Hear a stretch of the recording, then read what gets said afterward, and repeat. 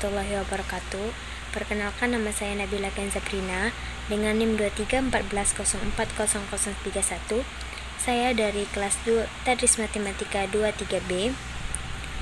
Di video kali ini saya akan menjelaskan tentang sistem koordinat Kartesius di R3 berikut ini. Baik, ini saya tampilkan sebuah PPT yang mana saya ketik sendiri. Saya Nabila Kenzabrina, sini saya akan menjelaskan sistem koordinat Kartesius di R3. Bagaimana? Yang telah kita pelajari kemarin yaitu sistem koordinat Kartesius di R2 itu cuma memiliki dua sumbu. Sistem koordinat di R2 itu berdimensi 2, yang ada di sumbu X dan Y di dimensi 2. Sedangkan di dimensi 3 itu sistem koordinatnya itu ada 3 sumbu seperti ini, yang dimana itu 3 dimensi. Selanjutnya, sistem koordinat Kartesius di R3 terdiri dari 3 sumbu yang saling tegak lurus dan berpotongan di titik 0. Ini titik 0. Ketiga sumbu ini saling tegak lurus dan ketiga sumbu juga ditemukan di salah satu titik, yaitu titik 0 yang tadi. Titik 0 disebut dengan titik asal. Ketiga sumbu tersebut biasanya disebut sebagai sumbu X, sumbu Y, dan sumbu Z.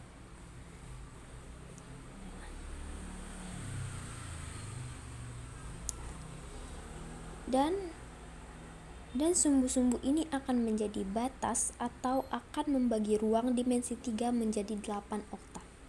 Kalau di dimensi 2 itu namanya kuadran 1, kuadran 2, kuadran 3, dan kuadran 4. Dan pada R3 ini namanya oktan. Bisa kita gambarkan, ini sumbu kuadrat yang mana X-nya kita tarik ke kanan,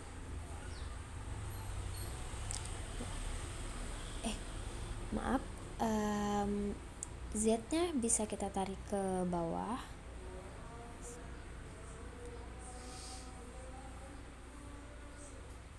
Sebentar saya ganti warna dulu biar tampak jelas gitu. R-nya bisa kita tarik ke bawah seperti ini.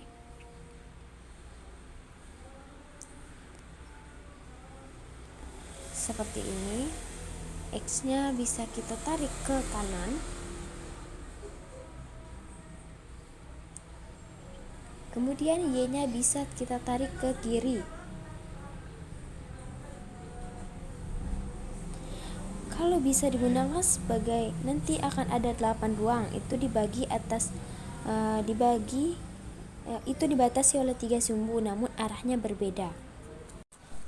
Maaf guys jika ada keributan, soalnya ini di tepi jalan kosannya.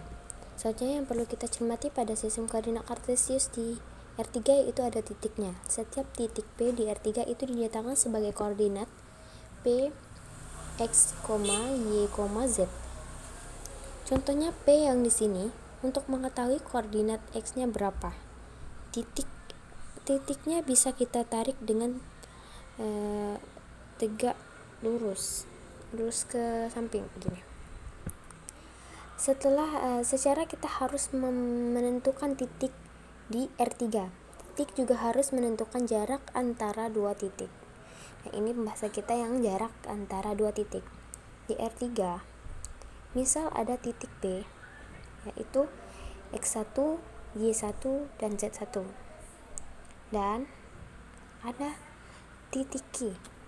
Titik Q kita taruh di misalnya kita taruh, nah di sini kita taruh titik Q-nya di sini.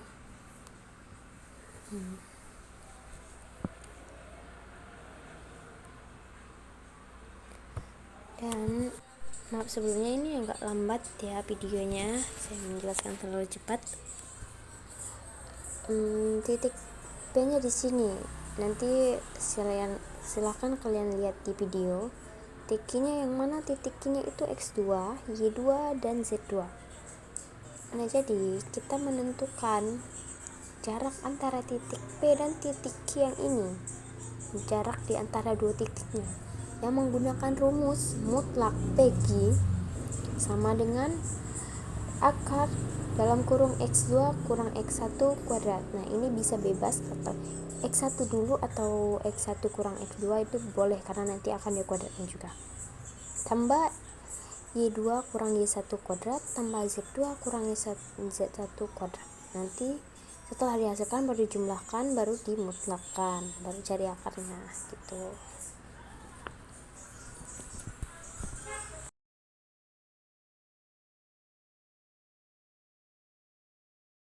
Nah, setelah itu kita bisa mengenali bangunan-bangunan atau objek-objek yang ada di R3 tersebut.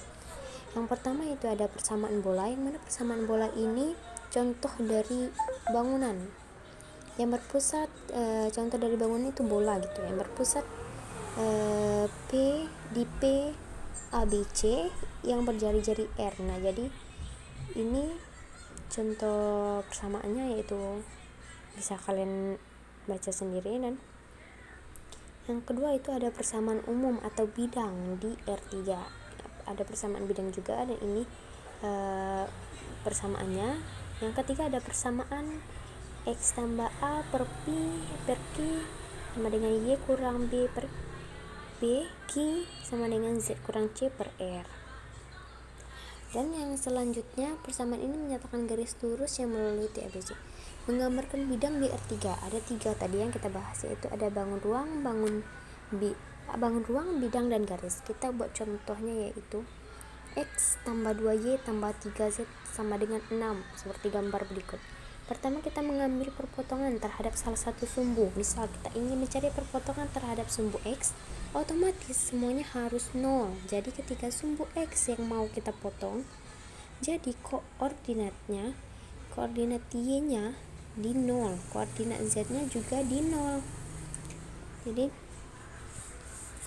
seperti ini ya teman-teman.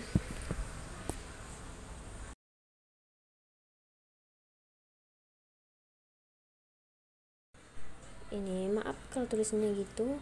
Jadi seperti ini. Kalau seandainya kita ambil kita mau cari yang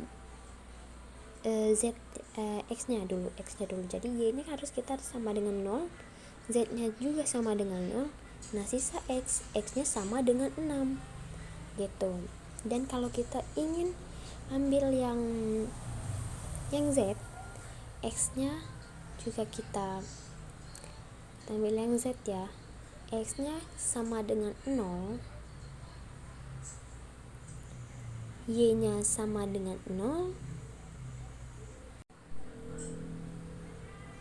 Sebentar, ini sangat lambat video. Y sama dengan 0, dan sisa Z, 3Z sama dengan 6. Nah, 6 per 3, Z-nya sama dengan 2 gitu. Z-nya sama dengan 2.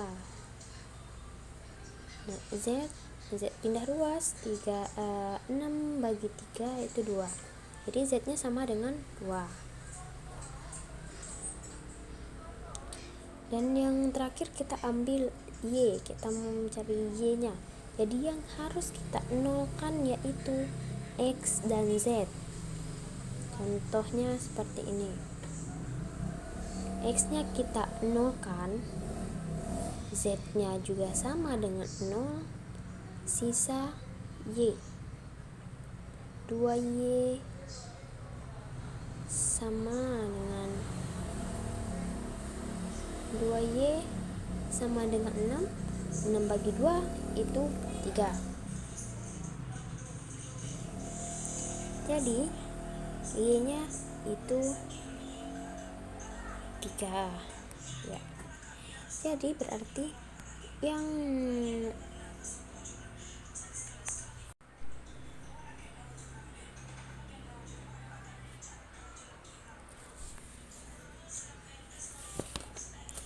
ini jadi titik P-nya yang mana itu? P-nya di X, berarti X-nya ya. X-nya tadi yang X-nya yang memiliki nilai, berarti di sini titik P-nya 6,0,0.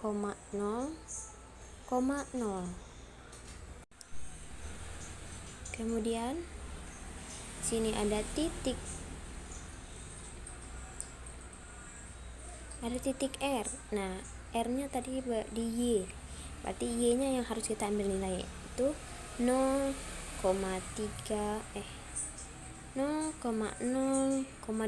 Oh, salah, maaf ya.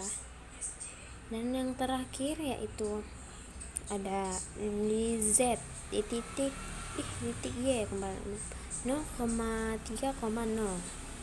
Jadi ini di P, ini di R. Nah, itu ya.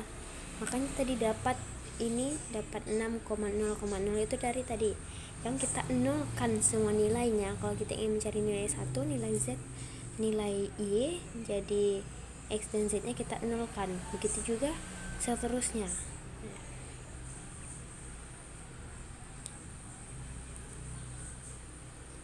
Setiap titiknya ini kita sambungkan, maka akan berbentuk bidang. Bidang inilah kita katakan bidang. Ini ya, yang segitiga itu yang dinamakan bidang.